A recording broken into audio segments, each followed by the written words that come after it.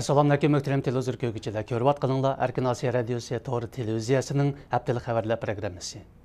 Mazkur programmamizda o'tgan bir hafta jarayonida yuz bergan Uyg'urlarga munosabatlik muhim xabarlardan ma'lumot beramiz. Men Erkin. 20 fevral Urumchi shaharlik Jamoat xavfsizlik idorasi Uyg'ur ziyolisi Ilhom To'xtining davlatni parchalash jinoyati gumoni bilan rasmiy qo'lga olinganligini uqtirgan. Bu uqtirish Ilhom To'xtining ayoli Güzelnur xonimga 25 fevral yetkazilgan. Güzelnur xonimning radiomizga bildirishicha, Beijingdagi davlat amallik soqchilari uningga bu uqtirishni yetkazgan ham qo'lga olish uqtirishiga imzo qo'yishni talab qilgan.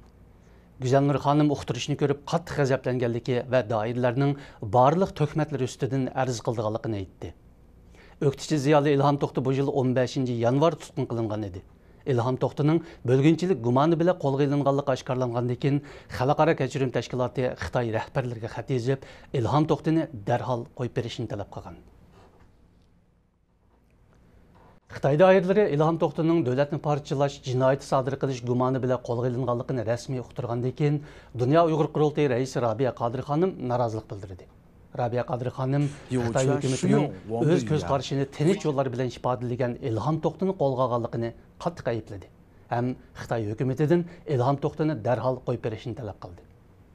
Rabiya Qodir xonim ilgiriki bayonotlarida Ilhom To'xtini shartsiz qo'yib berishni chaqirgan edi.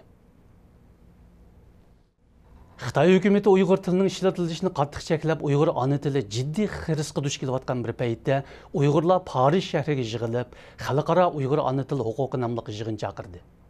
Dunyo Uyg'ur qurultayi tarafidan o'rinlashtirilgan mazkur yig'inda Uyg'ur ona tilini qo'g'dab qilish masalasi ustida qimmatli dokladlar berildi. Yig'inda oldi bilan Dunyo Uyg'ur qurultayi tayyorlagan Uyg'ur ona til ma'rif harakati haqidagi doklad o'qib o'tildi. Dokladni Dunyo Uyg'ur qurultayi ijroiya komiteti raisi Dolqin Aysa o'qib o'tgan. U Xitoyning Uyg'urlarga qaratgan til siyosatining uzun mazgillik strategik siyosat ekanligini bildirdi. Yig'inda yana Uyg'ur ona til ma'rif tashabbuschisi Abduvali Ayubning hayoti faoliyati tanishtirildi. 27 fevral Xotanning To'sila Yeza Payshanba bozorida Xitoy soqchilari ommaga qaratib, yosh oqizish bomba sotgan. Atrofdagi kichik bolalar va yashanganlar belgilik darajada zarbaga uchirgan. Yerlik soqchilar voqeaning tafsilotini axborotdan yo'shirishga tirishdi.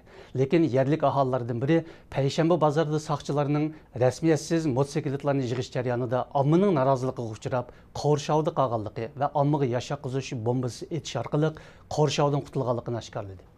Ma'lum bo'lishicha, doirlarning atalmish qonunsiz motosikletlarga zarba berish nomida Uyg'ur dehqonlarining ron tasti setib olgan qatnash qurollarini yig'ib olib, og'ir jarimani qo'yishi motosiklet egalarini g'azablantirgan. Amerika Davlat ishlar ministrligining bu yillik dokladida ko'rsatishicha, o'tgan bir yilda Uyg'urlarning so'z, fikr, diniy e'tiqod, yig'ilish, tashkilotlarga uyushish erkinligi og'ir bostirishga uchragan. Amerika Davlat ishlar ministrligining 2013 yillik kishilik huquq doklati payshanba kuni e'lon qilindi.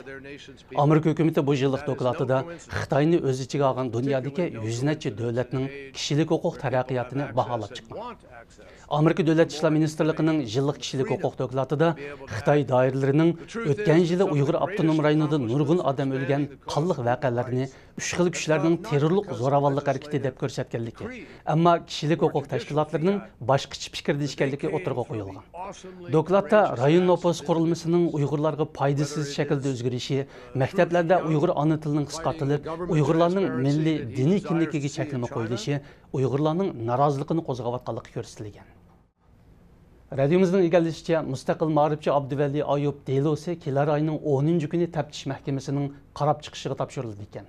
Abduvali Ayubning ma'lum universitet o'qiyotgan jiyani Mirshad yuqorqi xabarni dalilladi. Abduvali Ayub, Mehmet Sidiq va Dilyar Obul qatorliq ona til xalqaro chodi cheklik shirkatining 3 nafar mudiriyat a'zosi o'tgan yil 20 avgustda tutqun qilingandan buyon hech qanday xabar bo'lmagan. Abduvali Ayub delosining 10 martda taftish mahkamasiga topshirilganligi ma'lum bo'lgan bo'lsa-mu, lekin uning qachon sotilganligi haqida doirlar hech nima demagan. Muhtaram televizor ko'rguvchilar, yuqorida Erkin Osiyo radiosining haftalik to'r televiziya xabarlarini ko'rdinglar. Kelar hafta ko'rishguncha omon bo'linglar.